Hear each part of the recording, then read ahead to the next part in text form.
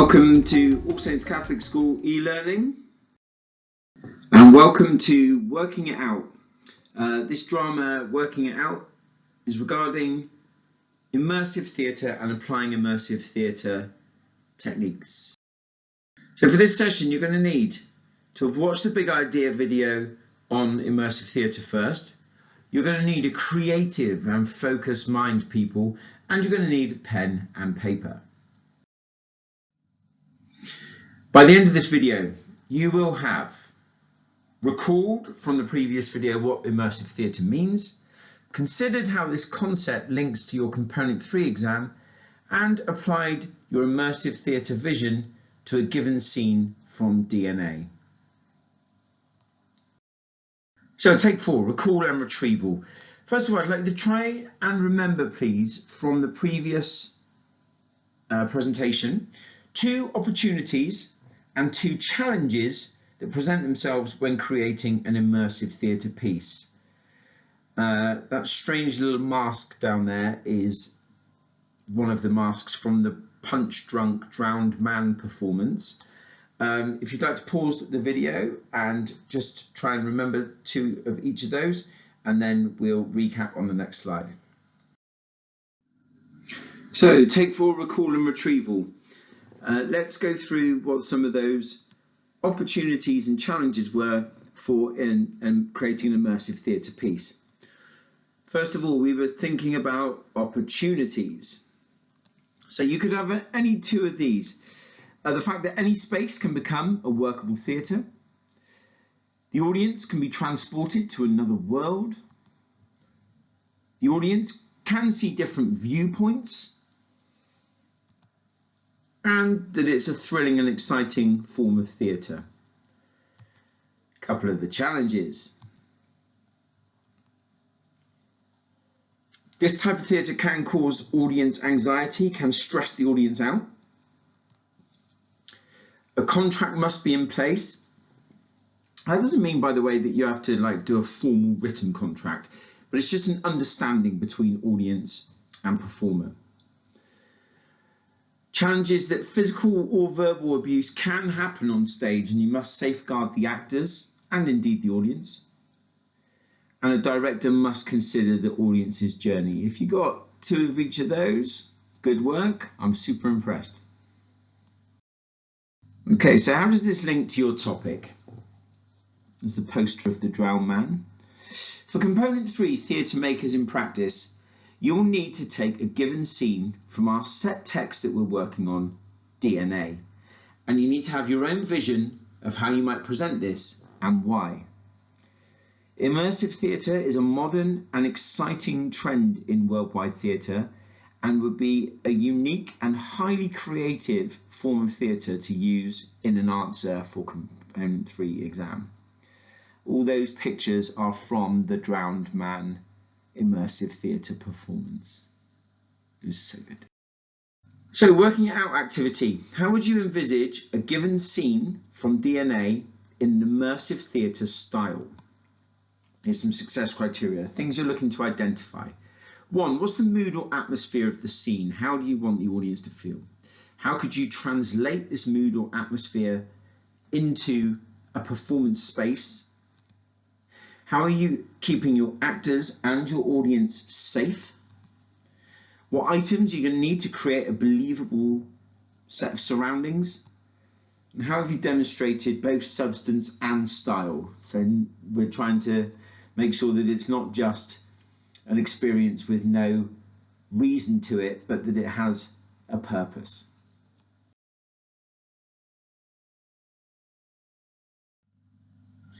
So let's explode a scene. Very similar to English, we can do the same with the idea of a scene from DNA. Here's the key scene. And hopefully you can just remember this scene, but Phil outlines the plan to the rest of the gang to frame the fat postman with bad teeth for the death of Adam.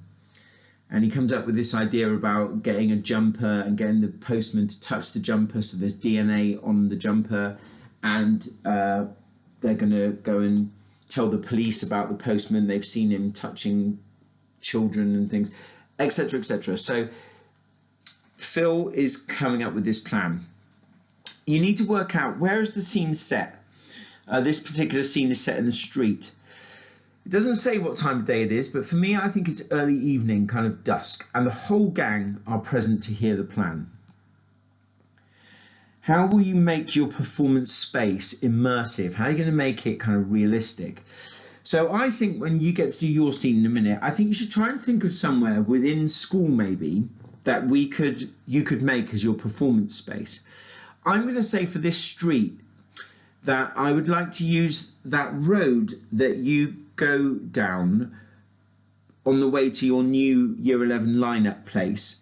Behind the canteen, there's a speed bump there, kind of down the back where the bins are. And then I'd like to dress that area to make it a bit more like a street. So I'd like to maybe get some of those bins out and line them along the street. I'd like to put some posters up. I'd like to spray some graffiti on the walls and maybe on the floor a little bit. I'd like to get a bench. And then the key props that I need for the scene, such as the jumper, the plastic bag, the shoes, all of which are mentioned in the scene, I would make sure they're littered about the space in different places, ready to be grabbed by the actors.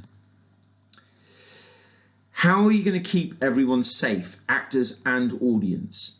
So I would have cast members strategically positioned around the scene, essentially like a shepherd with their flock, making sure that the audience are in the right place and that they're not kind of wandering out to a dangerous position. Okay, I'd maybe even mark out with some of this graffiti where some of the audience areas might be, and you could also use various signs and things saying like do not enter, but make it look like it's part of the street if you didn't want an audience to go down a particular place. What emotions being conveyed in the scene? Well, Phil has a ruthless sense of direct leadership. He literally just tells everybody what they're going to do, whether they like it or not, and he's very frightening. There is also fear from the likes of Brian, who doesn't want to go into the police station and say that he's seen this man doing these things to these children, this horrible lie. Brian doesn't want to do that, so he's scared. And there's disbelief from the likes of Danny, who's the quite intelligent one, if you remember, in the gang, about what he's being asked to do here. He knows it's ridiculous. And how do you want the audience to feel? Well, I want the audience to feel that they are complicit. That means that they agree to take part in this plan. They have heard the plan and they've done nothing about it, and they are guilty of it as much as anybody else. I want them to feel like they're gang members themselves. So I might get some of my actors to like interact with them a little bit. Yeah, you're right, bruv. Yeah. Have you seen my mate Steve? Yeah, the one selling the fags or whatever. And you might even like maybe try and sell them a bit of something, etc. Okay. Yeah, nice hoodie, bub. Yeah. And finally, I want them to feel guilty for not helping the innocent victim, Adam. And a bit of stretch and challenge. I could sketch this out as a set design of the stage, essentially. So where would I have my audience? Where would I put the various things like the bins, the posters, etc., etc. I'd like to have a go at reading the following scene that's about to come up. As you're reading it, please look for, what do you think the mood or atmosphere of the scene is? How do you want the audience to feel? How will you immerse the audience? What are the safety challenges of this? Well, I've had to take this as a photo from the script, but I hope you can read it just about. Pause and have a read of that scene. Okay, so over to you guys. Let's explode this scene. This is the scene where Kathy pretends to play a game with Brian in preparation for killing Adam. I'd like you to think about yourself, please. Where is the scene set? Now, it doesn't actually say the wood because it says it about 5 pages earlier. So I've given you that bit of information. This is in the woods somehow. Where might be a good place within the school grounds to create a wood type location? What emotions are being conveyed? You can work that out from the script, please. What's Kathy feeling like? What's Leah feeling like? What's Brian feeling like? And how is Adam feeling? How you make your performance space. What are you going to need in order to A, make it feel like you are in the woods or on the outskirts of the woods? Something very specific happens in the scene with Kathy and Brian and then Kathy and Adam. How are you going to make that bit of performance space where that happens safe? Where are you going to have the audience? Where are you going to have the action happen? How are you going to keep everyone safe? Particularly Brian, of course. And we're putting a bag over Brian's head. How can you do that and, you know, be sure that his safety is being thought of, okay? And also thinking about the audience and thinking about the other actors. How do you want the audience to feel? I would say, how do you want the audience to feel towards Kathy? How do you want the audience to feel towards Adam? And how do you want the audience to feel about like themselves right now? So guys, we're going to pause this and you're going to have a go at exploding that scene that you've just read, please. Again, stretching challenge, have a go at sketching out your set design of the stage for this scene. Remember, you are wanting to make the audience feel like they are there. So, consolidation. Let's have a look at some of the answers that I've put down and see whether you're anywhere close to those. So, this is the scene again where Kathy pretends to play a game with Brian in preparation for killing Adam. It's from Act 3 of DNA. Whereas the scene set is in the wood. I think it's the middle of the day. I think that this is in broad daylight in front of everybody's eyes. No one is sneaking around with this. They are literally going to kill Adam right in front of everyone in broad daylight. How will you make your performance space? I think I would go down the side of the cage where the year 9s have line up.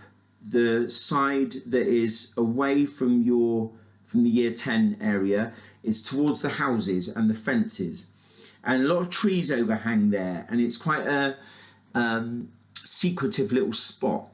I think I'd get some large logs for people to sit on. I think I'd make, again, I'd have like some rubbish and stuff around the space, and I'd make a defined space for where Kathy is going to suffocate Brian with the game, and then where she's going to take Adam off to. I'd make that a defined space with maybe some like tape, as in some like red and white striped tape or something, tied up to a couple of bits of trees, and maybe some graffiti again there. What emotions are being conveyed? Kathy, she's calm. She is so sinister. She is psychopathic. She is going to enjoy killing Adam, and she enjoys making Brian feel like it's a game. Leah is in total disbelief. She can't believe what's happening here, that they're actually going to go through with it, and she is the voice of reason. Brian, totally oblivious. This is just a fun game as far as he's concerned. It's a bit stuffy in here, he says, with the bag. But as far as he's concerned, that was good fun, and he doesn't see what it really is. And Adam is innocent, and he has a childlike acceptance. So when Kathy says to him, you know, let's go off and play the game, he just accepts that that's what he's going to do. How do you want the audience to feel? I think I'd like them to try and feel initially that this is just a game, like Brian does. So maybe they're quite, if I can make it so that they'd be trying to like laugh along and enjoy the game. Then I want them to start to feel sick when they realise what actually they're going to do with this bag for real. And then I want them to feel anger and disgust towards Kathy and the gang, and to themselves, because they've been a part of this, when Adam is taken away to be killed. And how are we going to keep everyone safe? Obviously, the biggest safety thing with this is how we're going to safeguard our actor playing Brian by sticking a bag over his head. I think I'd use some kind of cloth bag over Brian's head so that he could obviously breathe through the cloth really easily.